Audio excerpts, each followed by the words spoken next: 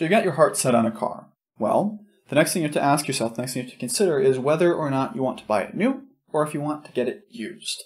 Where if you're going to buy a new car, besides the cachet of having it and that wonderful new car smell that you can't get anywhere else, you know, or at least you should be fairly sure that what you're getting is the car in its most optimal state. Up to, of course, any aftermarket adjustments, any new pieces, any new parts, anything else that you feel you need to add to your car to make it sing to your heart's content.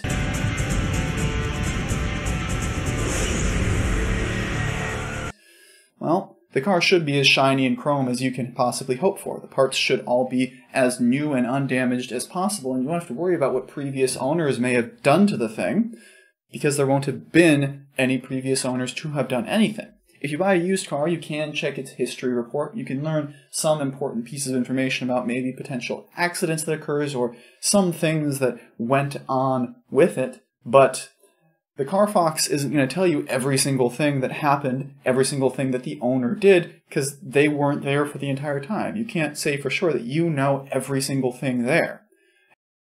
That was awesome! But sorry about your car, man. And for that matter, if you're buying a new car, you're not going to have to deal with a used car dealer. And most people prefer that. Son, I'm a lot of things. A lie's not one of them. Especially not in front of my mammy. That's my mammy. Hey, mammy! Oh, don't be like that. If I had a rock, I'll bust your head, bitch. However, just because you may want a new car, your budget may dictate that you can't get a new car. You may have to get a used car, where the rule of thumb is that a car loses somewhere between 15 and 20% of its value the second you drive it off the lot, because it's not new anymore, which means that no matter what, you're not really getting the optimal deal. And even there, with new cars getting more and more complicated, we had more and more parts, we had more and more computerization and machinery, we had more and more potential points of failure within the car, so recalls are getting more common. And that means that even though the pieces are as nice and complete as they can be, well, we may be a couple years away from knowing that they are actually in perfect working condition because they don't have the same level of stress testing in the factory as they would when thousands of people are driving them on the highway. So a car that's a couple years older might actually be a little bit safer in that way.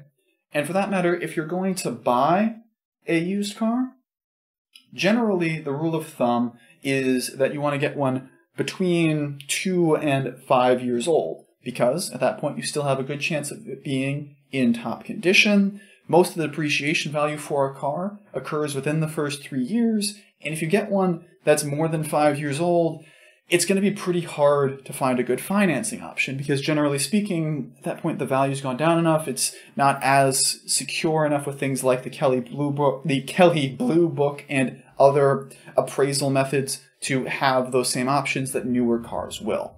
So let's take an example here where we're going to talk about how you might make that decision, at least financially. Suppose you're thinking about buying a car and have narrowed down your choices to 2 options. Either a new one that costs $25,000 and can be financed with a 4-year loan at 7.9% monthly, or a 3-year-old model of the same car that costs $14,000 and can be financed with a 4-year loan at 8.45% monthly. What is the difference in monthly payments between financing the new car and financing the used car? So here we have the same sort of formulas we did last time. We're going to take that PMT value, where first we're going to look at that for the new model. So we have that same formula we used before for PMT, that nice friendly mess where P is equal to $25,000. The rate here is 7.9%, so 0.079, and we're taking this over 12 payments since we are paying monthly. So you got those nice numbers there divided by those other lovely numbers that we are paying over 4 years, for a monthly payment amount here of $609. Meanwhile, for the used model, we're paying over the same period, but we're only paying $14,000.